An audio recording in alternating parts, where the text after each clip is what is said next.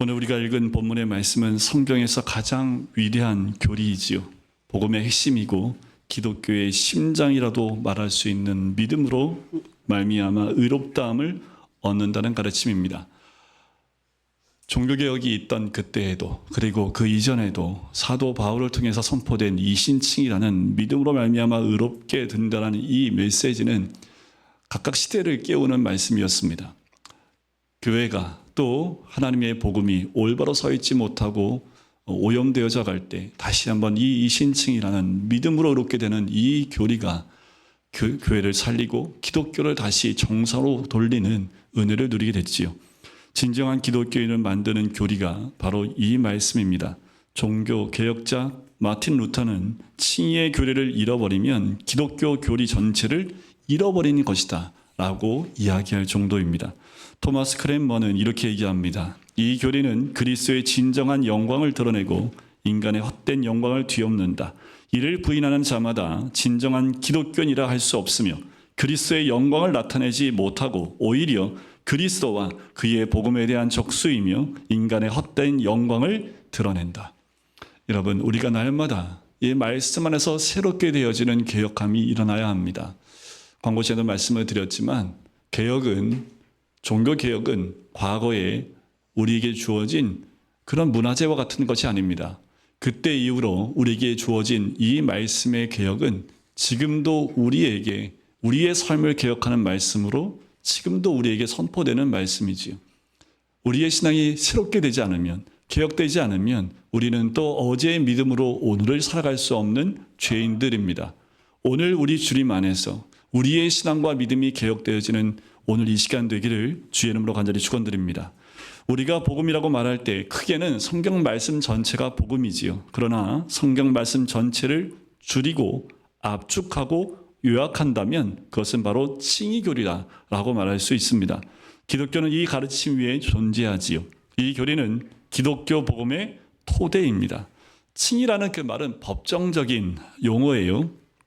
재판장이 법정에서 무죄라고 선언하는 것, 여기에 칭의라는 말을 쓰고 있습니다. 칭의는 하나님의 법정에서 하나님께서 무죄라고 선언하는 것을 얘기해요. 그러면 칭의의 반대말은 뭘까요? 정죄입니다. 그런데 하나님께로부터 주어지는 이 무죄 선언은 어떻게 살았느냐, 선하게 살았느냐가 아니라 그리스도를 믿었느냐로 결정이 된다는 거예요. 자기가 죄인이라는 사실을 깨닫는 사람이 하나님 앞에서 무죄 선언을 얻기 위해서 열심을 내서 살다가 그 완벽하신 재판장 앞에서 그것이 불가능하다는 사실을 깨닫는 순간 자신의 열심과 선한 행위가 아니라 오직 그리스도에 대한 믿음으로 값없이 그 무죄 선언을 얻게 되고 의롭다는 그 선언을 듣게 된다는 소식을 듣는 것, 이것이 바로 복음이지요. 그 사람에게 이 복음은 능력으로 역사할 수밖에 없고 감격일 수밖에 없지요. 그런데 우리 시대의 교회가 가지고 있는 태도가 있습니다. 그것은 바로 이 시대의 사람들의 태도이기도 하지요. 바로 무지와 냉담입니다. 모르면서 알려고도 하지 않는 거예요. 현대 교회의 문제를 이보다 더 잘 설명하는 것이 없어요. 우리가 받은 구원의 넓이와 길이와 높이와 깊이가 어떠한지 알지 못할 뿐만 아니라 알려고 하지도 않는다라는 거지요. 그러나 오늘 사도 바울에게 있어서 그리고 교회의 모든 역사 속에 있는 참된 신자들이 보여준 태도는 이것과는 굉장히 거리가 멉니다. 그들에게 중요한 것은 단순히 그들이 믿는다는 사실이 아니라 무엇을 믿느냐 하는 거예요. 여러분들, 궁금한 것이 없는 아이들을 가르치는 게 제일 어렵습니다. 저도 과외를 한 7년, 10년을 해봤는데 가장 어려운 아이들은요, 반응이 없는 아이들이에요. 성적에 관심이 없어요. 뭘 알아가는데 관심이 없는. 그러니까 이 아이들을 관심 갖게 하려고 뭐 점수를 좀 따면은 뭘 사줄게, 뭘 얻기 위해서라도 얘가 궁금하게 만들려고 애를 쓰는 게 정말 힘들어요. 그런데 뭔가 알려고 하는 아이들은요, 정말 재밌습니다.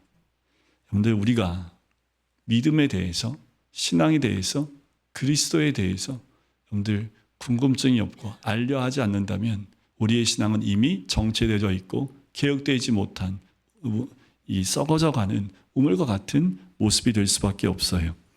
혹시 우리에게 이런 것 같은 질병이 있지는 않습니까? 고치고 돌이켜야 될 문제이기도 하지요. 우리에게 제일 중요한 문제는 하나님의 심판대에 설 때 받아들여질 수 있는가예요. 사실 우리 인간이 갖고 있는 최고의 난제지요. 절대자이신 하나님 앞에 마지막에 의롭다함을 받는 문제입니다. 아무리 인간이 이 생에서 잘 살았다 해도 하나님께로부터 영혼을 지옥에서 보내라는 최종적 선고를 받는다면 결코 잘 살았다라고 얘기할 수 없겠지요. 비록 이 세상에서 고통과 환난과 질고도 겪었고 입은 상처도 많지만 하나님께서 의롭다고 선고를 받고 영원히 하나님과 천국의 기쁨을 누리고 산다면 그는 인생을 잘 산 거예요. 그런데 이 신칭의 교리가 우리에게 가르쳐주는 것은 최종적인 하나님의 선고를 그날에 가서야 받게 되는 것은 사실이지만 이미 이 세상에서 우리가 그리스도를 믿음으로 그날에 있을 선고를 알게 될 것이라는 말이지요. 이것이 바로 구원의 확신이라고 부릅니다. 중요한 것은 이 세상에서 괜찮게 살았느냐가 아니에요. 하나님의 눈 앞에서 의롭다함을 받을 수 있느냐의 문제이지요. 우리가 계속 믿음 가운데 나가다가 우리가 넘어지는 것들이 바로 이런 것들이지요. 즉 어떻게 하면 하나님과 바른 관계에 들어갈 수 있느냐입니다. 오늘 짧은 본문에 의롭다함을 받는다라는 말이 무려 5번이나 등장해요. 16절에 3번, 17절에 1번, 21절에 1번 나옵니다. 본문에서 가장 중요한 단어이지요. 그런데 이것이 왜 문제가 됩니까? 왜냐하면 하나님은 의롭고 나는 의롭지 않기 때문에 그래요. 성경은 한치의 양보도 없습니다. 모든 사람이 죄를 범하였음에 하나님의 영광에 이르지 못하였더니라고 말합니다. 의인은 없나니 하나도 없다라고 선포해요. 저와 여러분은 모두가 의롭지 않은 죄인입니다. 죄인에게 가장 중요한 문제는 무죄 선언을 받는 거예요. 또 의롭다함을 받게 되는 것 외에는 없지요. 그러면 어떻게 죄인이 하나님 앞에 받아들여질 수 있습니까? 여기에 길은 오직 하나가 있다라는 거지요. 이것이 복음이고 이신칭이 교리이며 사도 바울이 오늘 본문에서 말씀하는 거예요. 이 논리를 잘 들어보셔야 합니다. 오늘 본문의 처음 2절인 15절과 16절은 하나의 선언과 같은 성격을 가지고 있습니다. 위대한 선언이 아닐 수 없지요. 그리고 이어지는 17절부터 20절 이 말씀은 가르침에 대한 반론을 제시하면서 거기에 대답을 주는 내용입니다. 자, 먼저 사도 바울은 이렇게 시작하죠. 우리는 본래 유대인이요 이방 죄인이 아니로되. 참 듣기에는 우리가 이방인 때문에 좀 껄끄러워요. 왜요? 유대인은 유대인이라고 얘기하고 이방 사람들은 이방인이라고 하지 않고 이방 죄인이라고 표현을 해요. 보통 유대인들이 자신들에 대하여 그리고 이방인들에 대해 쓰는 표현을 그대로 사도 바울이 쓰고 있다는 거지요. 그 의도가 뭘까? 이 말씀에서 말하고자 하는 의미가 무엇일까? 이런 뜻이에요.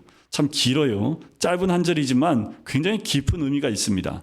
이방 죄인들에 대해서는 잊어버려라. 그들이 언약밖에 외인들이고 하나님 앞에 소망이 없는 자들이라는 것을 우리는 안다. 그러나 우리 유대인이 선민의 모든 특권을 가졌다고 주장한다 해도 율법을 지킴으로 의롭다함을 받을 사람은 아무도 없다는 사실을 알아야만 한다. 우리 또한 예수 그리스도를 믿음으로 하나님께 용납된다는 점에서는 이방인보다 나을 것이 없다라는 거죠. 즉 혈통적 유대인과 이방 죄인 사이에 구원에 있어서 차이도 차별도 존재하지 않는다라는 거예요.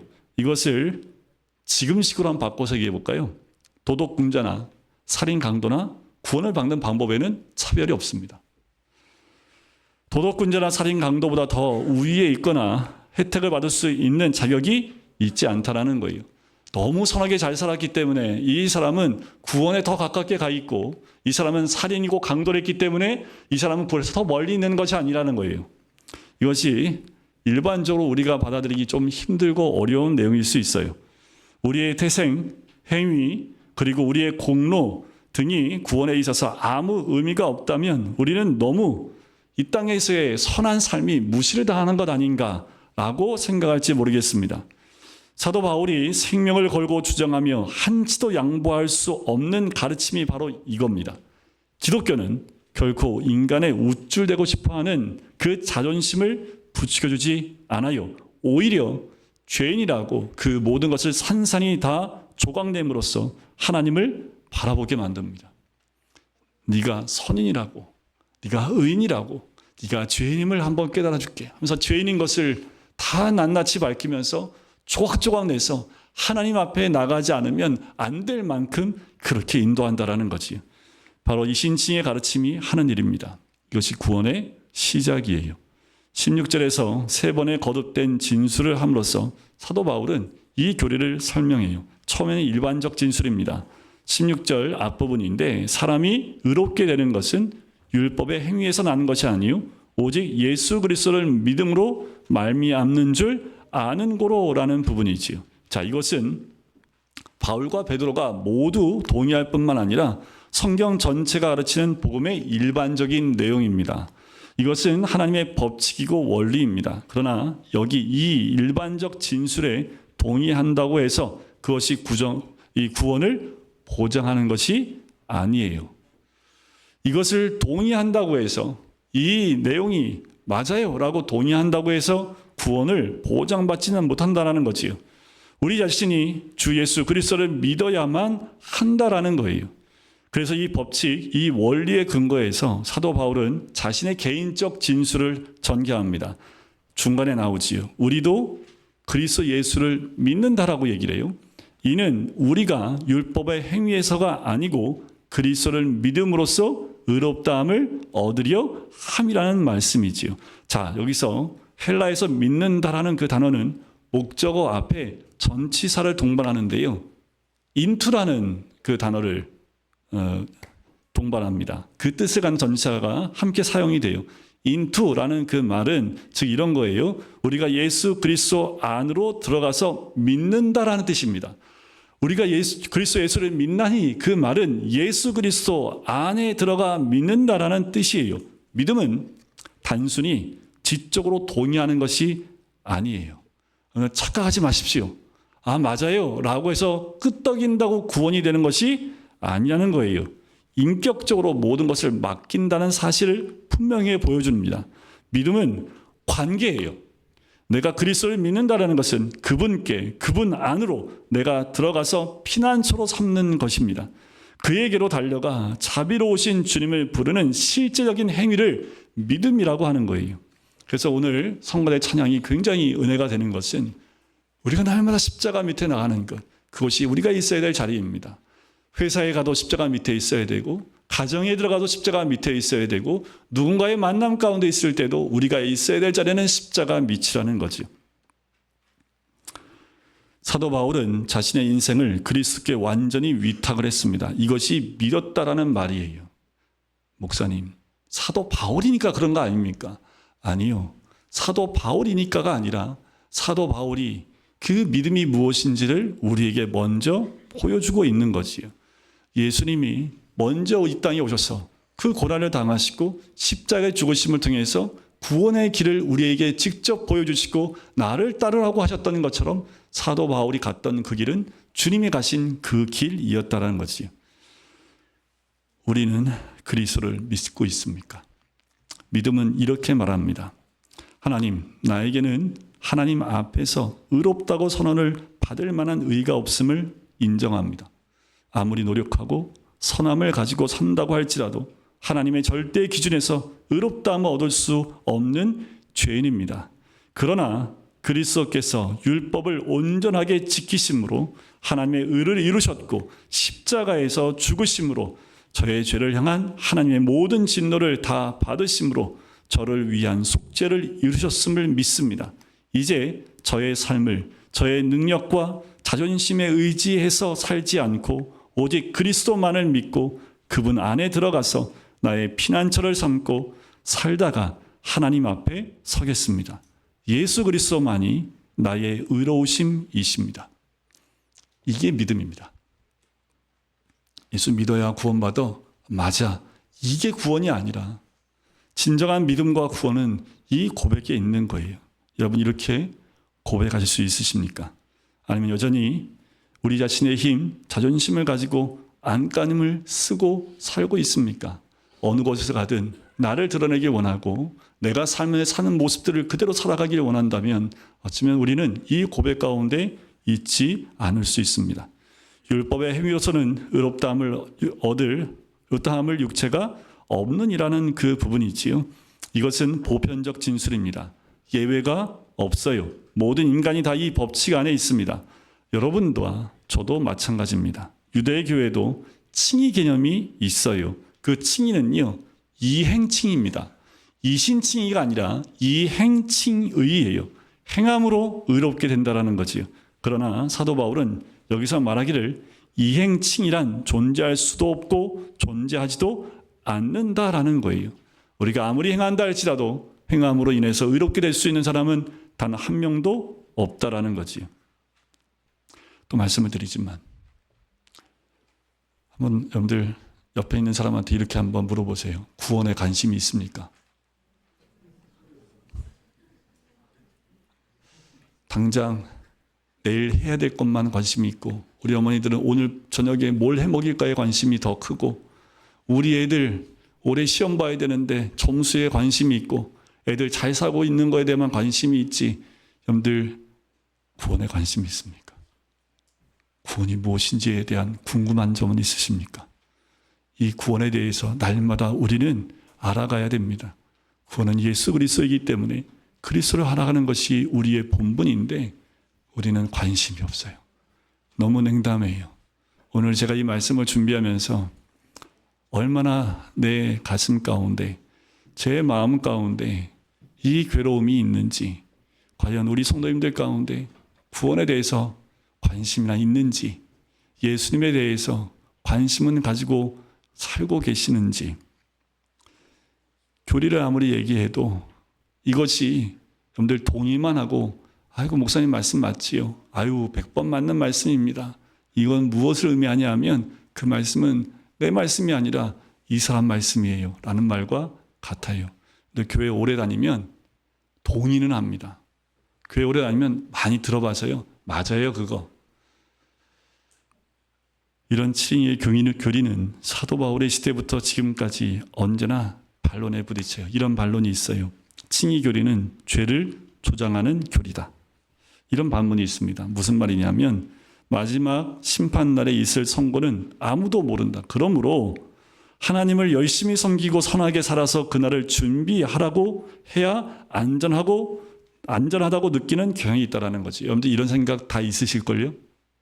왜 교회에서 헌신하고 봉사하십니까? 이것 때문 아니세요? 그날 가봐야 하니까 좀 하나님께 인정받고 조금 더 잘 섬겨서 그날을 준비하시려고 혹시 교회에서 섬기시고 계시다면 다 이입니다. 잘못된 대답을 가지고 있는 거지요. 자칫 칭의의 교리가 마지막 심판날의 선고를 앞당겨서 무죄로 선언해 주면 오히려 무책임하고 부도덕하고 방종한 삶으로 인도하지 않을까 하는 염려예요. 이게 구원파지요.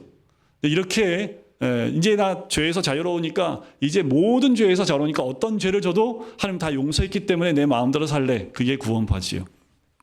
그러나 이것이 바로 우리의 불신앙의 증거입니다. 참 믿음으로 말미암아 의롭다함을 얻은 사람, 즉 참된 구원을 얻은 사람의 삶은 결코 방종으로 이끌려가지 않습니다. 하나님의 그 예수 그리스도의 은혜를 느꼈는데, 그 은혜를 믿었는데, 그 은혜를 누리고 있는데 어떻게 막 사는 삶으로 갈 수 있습니까? 우리 청년들 밤새 게임하다가 아침에 늦게 일어나는 삶을 살 수 있어요? 구원을 받았는데 말이 안 돼요. 예수 그리스도를 만났는데 하루하루의 삶을 그렇게 그냥 보내는 삶을 살아요? 말이 안 돼요. 참 믿음이 있다면 여러분들 그런 삶을 선택하지 않습니다. 물론 이 말씀은 구원 얻은 사람이 죄를 전혀 짓지 않고 살 수 있다는 뜻은 아니에요. 목사님 예수 믿고 난 다음부터 이렇게 은혜 가운데 있으면 죄를 하나도 안 짓나요? 아니요, 그렇지 않아요. 17절과 18절에서 이렇게 얘기합니다. 만일 우리가 그리스도 안에서 의롭게 되려 하다가 죄인으로 나타나면 그리스도께서 죄를 짓게 하는 자냐? 결코 그럴 수 없느니라. 만일 내가 헐었던 것을 다시 세우면 내가 나를 범법한 자로 만드는 것이라. 자, 즉 오직 믿음으로만 의롭다함을 얻는다는 교리가 사람의 도덕적 책임감을 약화시키기 때문에 결국 그리스도께서 사람으로 죄를 짓게 만드는 결과를 가져오는 것이라는 반론에 대해서 사도 바울은 결코 그럴 수 없다라는 거예요. 단호한 부정문으로 대응해요. 20세기 최고의 설교가였던 로이드 존스 목사님은 반대로 이렇게 얘기합니다. 어떻게 설교하시냐면 은혜로만 구원을 얻는다는 복음의 참 설교는 늘 그것에 대해 제기되는 이런 비난의 가능성을 가져옵니다. 만일 구원의 복음에 대한 내 설교와 표현이 그런 오해를 불러일으키지 않는다면 그것은 복음이 아닙니다. 그 말은 뭐예요? 당연히 복음을 선포하면 이런 제기, 이런 반론이 일어날 수밖에 없다라는 거지요. 사도 바울은 18절에서 자신이 헐었던 것, 즉 유대교가 가르치는 이행칭의의 교리, 율법을 행함으로 의롭다함을 받는 것을 다시 세우지 않을 것이라고 얘기해요. 이것이 바로 베드로가 넘어졌던 문제입니다. 그는 믿음으로 의롭다함을 받고 나서 마치 율법을 행함으로 의롭다함을 받은 사람처럼 행동한 거예요. 이게 갈라디아 사람들이, 갈라디아인 그 지역에 있는 교인들이 유혹을 받았던 거예요. 이건 지금도 우리가 유혹을 받고 있습니다. 교회를 가니까 또 이렇게 하니까 이렇게 해야지, 저렇게 해야지, 어허이 어떻게 교회 다니면서 그렇게 해 하면서 행위에 대한 부분들로 규칙을 정해놓고 그 규칙을 지켜야지만 하나님께 인정받는 것처럼 그렇게 얘기한다라는 거지요. 그거는 그때나 지금이나 다르지 않아요. 그것은 헐었던 것을 다시 세우는 것이라는 거지요. 사도 바울은 19절과 20절에서 이신칭의 교리로부터 흘러나오는 4가지 분명한 선언을 합니다. 사도 바울은 율법으로 말미암아 율법을 향하여 죽었다라고 선언을 합니다. 자, 이 말은 그리스도 안에서 나를 하나님과 올바른 관계로 회복시켜주는 방법으로서의 율법은 파괴되었다라는 거예요. 우리가 율법을 잘 지킴으로 하나님 관계가 형성되어지고 하나님 관계가 좋아진다라는 것, 그 율법은 죽었다라는 거예요. 나는 그런 율법과는 아무런 관계도 없다는 거예요. 이것이 죽었다라는 말의 의미입니다. 여러분들 얼마나 잘 지켜야 여러분들 하나님과의 관계가 더 돈독해질까요? 기도를 그리고 매일 교회 와야 되고 이러면 더 하나님과 가까워질까요? 구원에 더 가까워질까요?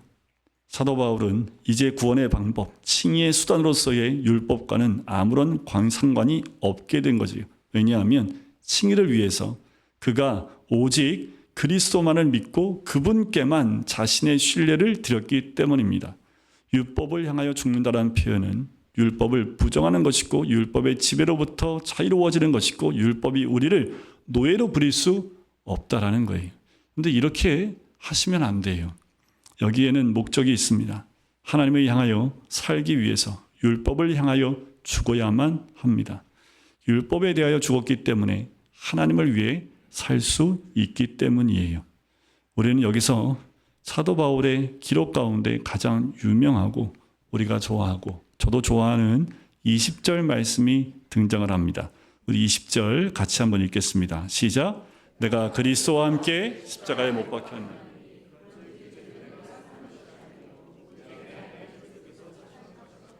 이제 내가 육체 가운데 사는 것은 나를 사랑하사 나를 위하여 자기 몸을 버리신 하나님의 아들을 믿는 믿음 안에서 사는 것이라.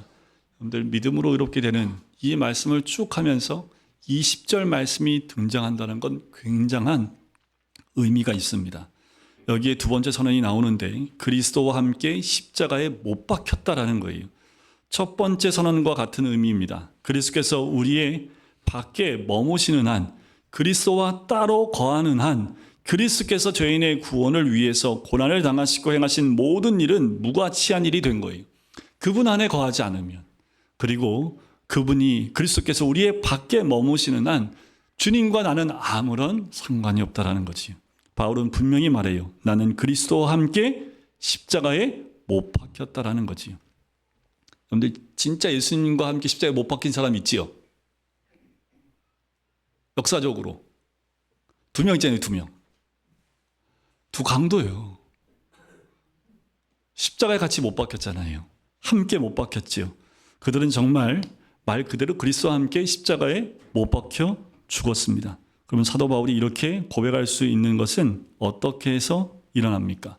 그들처럼 우리가 십자가에서 정말 옆에 함께 못 박혀 죽는 일은 어떻게 일어날 수 있습니까? 그것은 예수를 믿고 의롭다함을 받은 모든 성도의 고백입니다. 예수 그리스도는 믿음으로 말미암아 일어나는 일이 그리스도와 함께 십자가에 못 박히는 거예요. 그리스도를 믿는다고 하는 것은 십자가에 달리신 그리스도 안에서 나도 십자가에 달려 죽음으로써 죄의 저주와 하나님의 진노를 다 받았음을 의미하는 겁니다. 믿음이란 이와 같은 거예요. 믿음이란 그리스도와 함께 십자가에 못 박혀 죽고 이미 그리스도 안에서 하나님의 진노를 이미 다 받은 것을 이야기합니다. 그래서 여러분들 이 찬송시 기억하십니까? 거기 너 있었는가? 그때에 주가 십자가에 달릴 때 때로 그 일로 나는 떨려 거기 너 있었는가? 그때에 이 흑인 노예의 찬양인데 이 말씀을 깨닫고 이 찬송가를 지었다고 그래요. 사도 바울은 여기서 기독교의 완전주의나 신비주의를 주장하는 게 아니에요. 그리스도인은 지상의 삶에서 완전에 도달하지 않습니다. 도달할 수도 없습니다. 바울은 또한 기독교 신비주의자의 경지를 고백하는 것도 아니에요. 신비롭게 예수님의 십자가 옆에 내가 달려있는 모습처럼 그것을 신비롭게 얘기하는 것도 아닙니다. 이것은 객관적으로 그리스도 예수를 믿는 신자들 안에서 일어나는 것을 설명하는 거예요. 믿음 안에서 그리스도와 연합하여 하나가 된다라는 것은 이신칭의 교리의 핵심적인 진리입니다. 이신칭의는 믿음으로 의롭게 되는 것은 예수님과 믿음으로 하나가 되고 연합되는 거지요. 행위가 아니라 예수 그리스도에 대한 믿음은 나와 예수 그리스도를 하나로 연합되게 하고 묶어주는 거예요. 하나님께서 내 안에 사시는 그리스도를 보시고 나를 판단하신다라는 거지요. 비록 칭의의 선물을 받았어도 우리는 여전히 육체 가운데 살지요. 몸을 가지고 살아가는 거지요. 바울은 그 삶도 믿음 안에서 사는 삶이라고 합니다. 우리는 믿음으로 말미암아 의롭다함을 얻었을 뿐만 아니라 믿음으로 또한 계속 살아가야 해요. 예수 믿고 구원받았어요. 아니요. 예수 믿고 구원 이루고 있습니다가 더 정확한 표현이지. 믿음은 어제의 믿음이 아닙니다. 믿음은 지금의 믿음이에요. 그래서 오늘도 새롭게 되는 거예요. 구원하는 믿음입니다. 구원하는 믿음은 결코 한순간의 결정이나 과거의 경험만으로 축소될 수 없어요.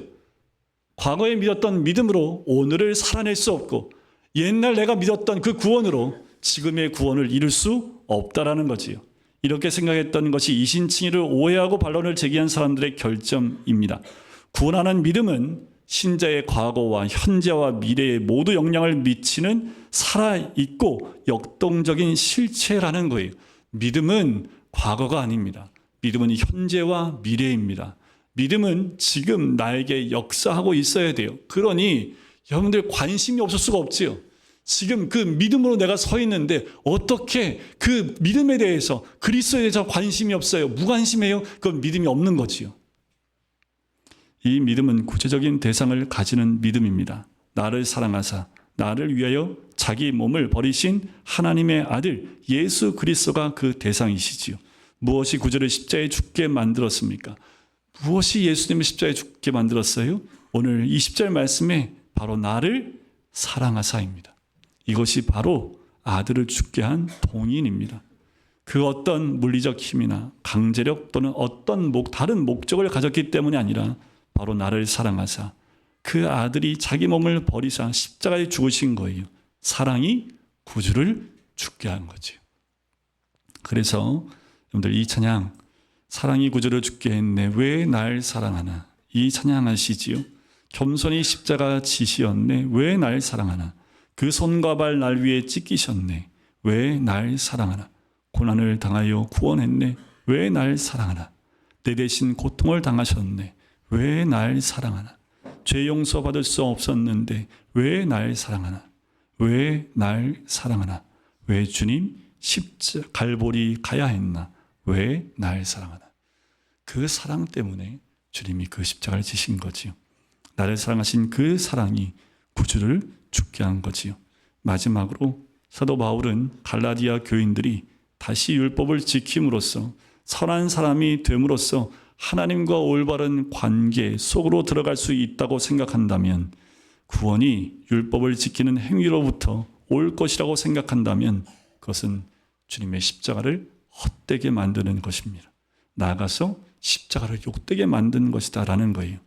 자신을 너무나 신뢰해서 오늘 하나님의 말씀이 선언하는 바와 같이 내가 그토록 죄인은 아니라고 생각하면서 예수 그리스도를 믿지 않고 살아가는 것은 하나님의 은혜와 십자가를 모욕하는 겁니다. 여러분들 구원에 관심이 없고 십자가에 관심이 없는 것 자체가 예수님을 모욕하는 것과 같아요. 여러분, 우린 매일 그 믿음으로 살아가야 합니다. 그래서 의인은 믿음으로 말미암아 살리라는 말씀이 있는 거예요. 여러분들 매일 놓치지 마십시오. 매일 주님 앞에 서십시오. 매일 십자가 앞에 서십시오. 오늘 그 구원을 이루어야 내일 그 구원의 길을 갈 수 있습니다. 과거에 묶여있는 믿음이 아니라 현재를 살아낼 수 있고 그리스도의 십자가로 오늘도 그 밑에 나아가 참 자유함과 은혜를 누릴 수 있는 것, 우리가 그 안에 있을 때에 참 구원의 은혜 가운데, 그리고 종교개혁이 있었던 그때에 이 은혜를 잃어버리고 있었던 모든 사람들에게 그 은혜가 회복되었던 이 교리가 우리 삶에도 여전히 우리의 삶을 바꾸고 변화시키는 은혜가 있기를 주님의 이름으로 간절히 축원드립니다.